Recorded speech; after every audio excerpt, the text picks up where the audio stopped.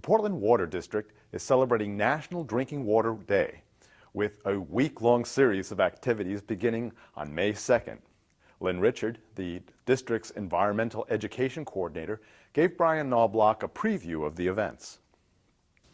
Lynn, you have a lot of events coming up, but first let's talk about the Ecology Center here. Most people think of Portland Water District as just turning on the water and that's all you do, but you do a lot of other things here. What's going on? Well, our job here in Standish is concerned with source protection. We protect the source, which is Sebago Lake and the surrounding watershed. So we have a number of different programs, from scientific programs to construction programs to homeowner outreach to school-based education and community education that we use to help teach people about the water and how to help us protect it and therefore, keep it clean and available in the right quantities for the right price at the right timing for the residents who are our customers. And what kind of resources do you have available here at the Ecology Center? For the public? Yes. We have in this room, this is the Sebago Lake Ecology Center. We have a little lending library. We have a lot of books about landscaping and lake-friendly property management, how to keep your particular property at your house lake-friendly, keep it from polluting the lake. So we have a lot of resources about that. We have children's books that lots of parents come in to read to their kids, and we hold little events where we do craft and reading story times for preschoolers. Any book that's been written for little kids about water, we try to get that here so that we can kind of start that learning process early with kids. We have teacher resources too, so if teachers want to teach about water, this is a good location for them to come and borrow materials or models or do consultations with me or other people about how they might teach about water or what they might want to do. We offer teacher workshops here too along those same lines. Outdoors we have about actually 1,700 acres of land that's available to the public to use for low impact recreation, hiking and walking the dog and horseback riding and that sort of thing. So lots of great trails out there with vernal pools and wetlands and boardwalks and beautiful habitats. Immediately surrounding our little building we have what we call the Pervious Pathway. It's a set of demonstration projects that show the average homeowner how to keep stormwater on their own property and keep it from becoming polluted runoff. So there's lots of little things that people can do, rain gardens, rain barrels, the types of mulch that they might use, different structures like that. So we have those gardens and demonstrations installed here so people can see what they look like. It's one thing for me to talk to you about riprap, but you might want to see what it looks like. So we have that installed outside so you can go see what it looks like.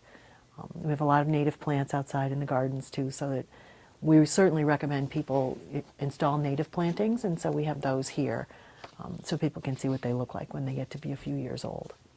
And do homeowners that surround the lake, do they take advantage of this information? Are there people who, even though they may have lived here for a long time, don't really know what they need to do to protect the lake and the resources for themselves and others? That's definitely true, and that's our mission, is to help people. I mean, we would love it if every single person around the lake knew exactly what all the right things were to do. Obviously that's not the case, and people come and go and move and that sort of thing, so our job is kind of never finished. But that's okay, it's a great job, protecting Sebago Lake or protecting the environment in general. Because what you learn about the environment certainly applies to Sebago Lake, and the opposite is also true. So whatever people learn here from us is portable, and it'll be helpful other places as well.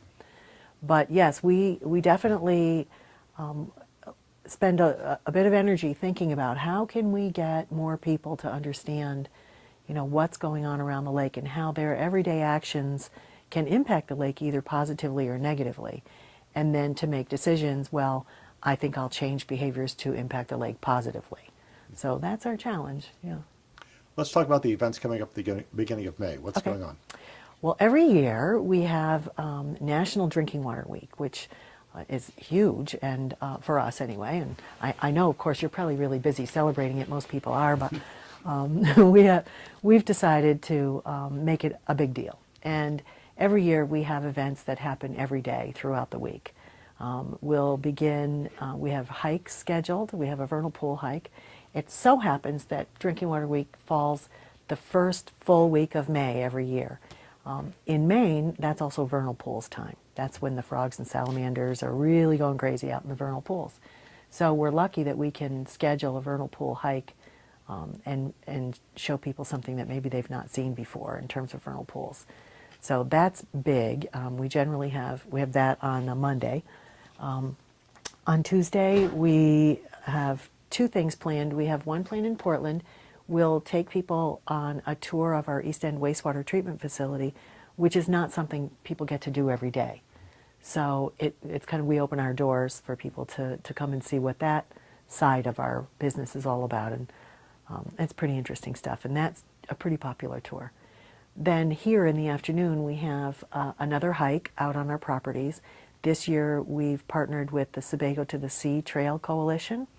And there's a little section of new trail in our woods that that we're going to join with them to hike, and members of the public are invited to come along and do that. So that should be fun. On Wednesday, we have our fish printing event, which is generally pretty attractive to preschoolers. They bring in a t-shirt and we provide them with the materials, the paints and the rubber fish and the place to make a mess, and teach them how to make a t-shirt with a fish print on it. And we teach them a little bit about fish while they're here. And on the afternoon on Wednesday, we'll have a presentation about that lake-friendly landscaping, which is, as I said before, it's not just about being lake-friendly, it's also being bay-friendly or just environmentally friendly. So one of our water resource scientists here will do a presentation about rain barrels and rain gardens. And we do offer rain barrels for sale at cost during that period of time. So people who are purchasing a rain barrel or interested in one can come and learn, how to install it, what it's likely to do, and that kind of information. I do have on Thursday night too. On Thursdays we have loons. We have two bird events. Thursday is loons and lore. I mean, lakes and loons go together, right? Like peanut butter and jelly. So a scientist that knows an amazing amount of information about loons is coming to teach us about loons in the afternoon, but then again in the evening. So people who may not be able to come to our events in the daytime have that opportunity in the evening. And they can look at some of our new loon mounts that we have here and learn everything you always wanted to know about loons, and possibly even more. And then on Friday, we've invited Chewonki group to come to our Portland offices with their live owls and show us their live owls. And so we like to have them come every year too and show us some water-related wildlife. And do people have to register for these events, or where can they Yes. get more information about them? Well, they can call me at Portland Water District. They can email me at Portland Water District as well. And yes, we have to register because our space is kind of small, and so we can only take a certain number of people. Generally what will happen is if I have enough registrations that I'm full for one event, if I possibly can, I'll plan a second.